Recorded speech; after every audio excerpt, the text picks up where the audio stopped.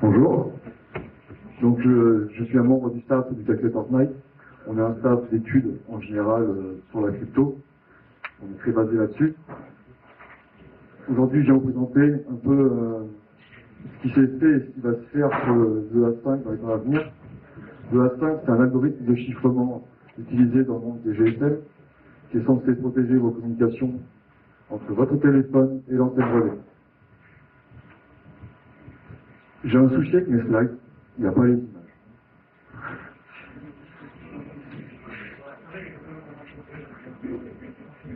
Donc j'ai commencé en faisant au premier point l'histoire, autant faire pour comprendre comment ça s'est déclenché tout ça.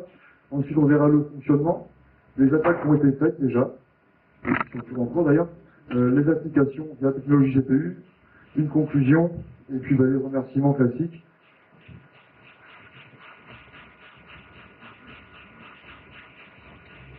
Donc on peut dire que la téléphonie GSM débute réellement en 82.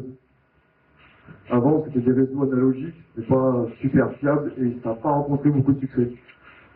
Au tout début, le sigle GSM, ça signifie pas ce qu'on connaît aujourd'hui, ça signifie seulement un groupe qui a été désigné pour établir les normes du GSM.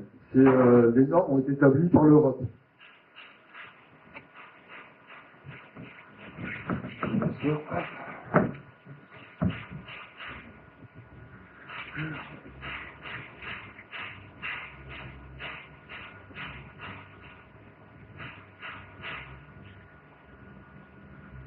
Donc, dans les années 80, tout ce qui est numérique au niveau réseau, radio, va bien exploser, va bien évoluer, et ça va engendrer des technologies de transmission beaucoup plus fiables, sur lesquelles on va bien pouvoir s'appuyer pour monter ces fameux réseaux dits GSM comme on les connaît aujourd'hui.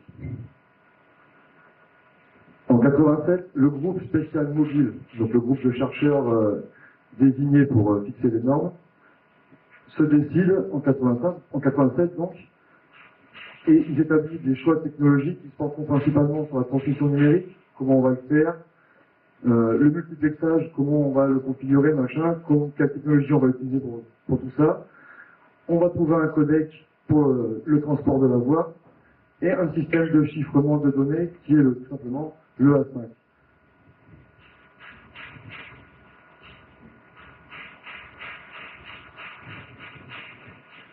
Donc en 91, de façon tout à fait expérimentale, un premier réseau de test est monté.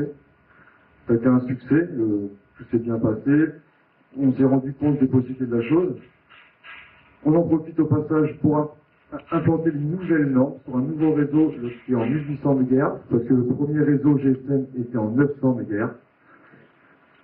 Ça, c'est afin d'assurer la compatibilité entre différents pays et différentes technologies.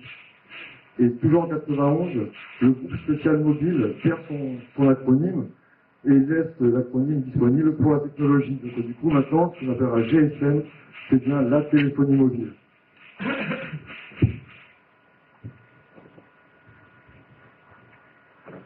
C'est en Belgique qu'on a déployé le premier réseau GSM aux particuliers et professionnels.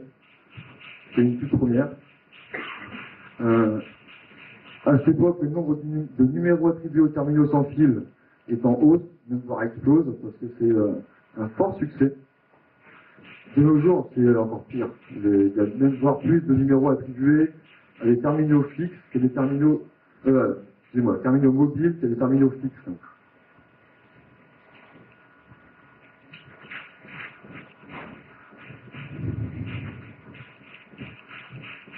Donc là, j'ai fait une petite frise chronologique pour situer un peu. Donc, en A, on a le début de la téléphonie numérique. En 97, on a le groupe spécial for mobile qui définit ces normes. En 91, on a la première communication expérimentale. Et en 94, le premier réseau GSM.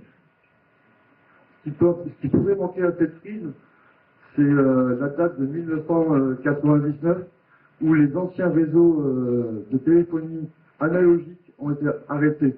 Parce que ça marchait tellement pas, il y a peu de succès, puis c'était pas peu commode, peu pratique, difficile à mettre en œuvre, donc ça a été stoppé au profit de ces nouveaux réseaux.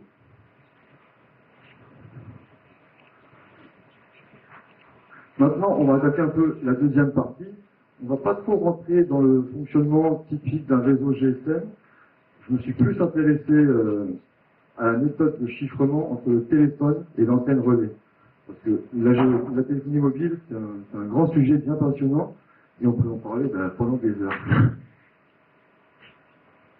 Donc on va juste focaliser sur cet échange de données entre l'appareil mobile et l'antenne relais. Le A5, c'est une famille. Il y a plusieurs catégories, d'où le A5.1, A5.2, A5.3. Le A5.1, c'est le chiffrement, on va dire, standard. C'est l'encryption forte. C'est un des mécanismes de la famille A5. Le A5.2, c'est le chiffrement dit d'export, parce qu'en fait, comme c'était français plus ou moins européen, ça a été réservé à tout ce qui était alliés et commerciaux de la France.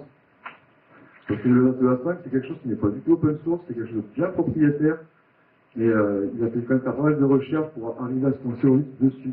Il n'y a pas beaucoup d'infos, il n'y a pas de doc, il n'y a pas de RSC typique sur le A5 et sa famille, quoi.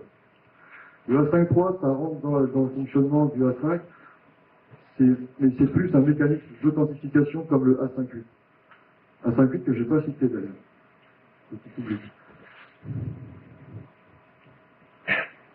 Pour en revenir à la slide précédente, j'ai dit que le A5.2 était l'algorithme d'export.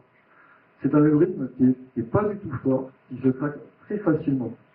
Donc il est réservé aux autres pays qui ne seraient pas en accord d'une manière ou d'une autre avec l'Europe plus ou moins, quoi. Donc on passe sur les spécifications très générales du A5.1. Donc c'est un algorithme de chiffrement par flow. Il utilise une clé de 64 bits. Dans la réalité, c'est plutôt 54. Il y en a 10 qui restent de côté, qui sont mis à 0. Et c'est basé principalement sur 3 registres à décalage LSFR. Alors un registre LSFR, ça se passe sous cette forme-là. Donc là, c'est